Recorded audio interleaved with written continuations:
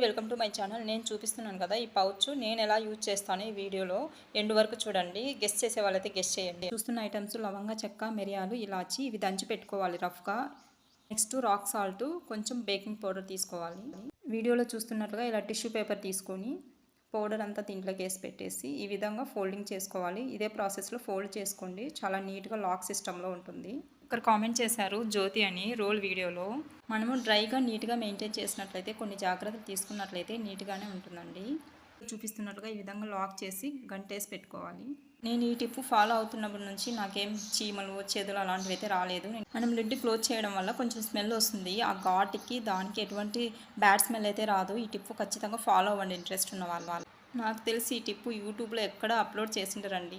ఇప్పటి వరకు ఇంకా నేను రోల్ యూజ్ చేయలేదు. యూజ్ చేసినప్పుడు కంపల్సరీ సీజనింగ్ వీడియో కూడా నేను చేసి పెడతాను. నేను యూజ్ చేస్తే నా ఎక్స్పీరియన్స్ కూడా మీతో షేర్ చేస్తాను. నా వీడియోస్ నచ్చినట్లయితే ప్లీజ్ మర్చిపోకుండా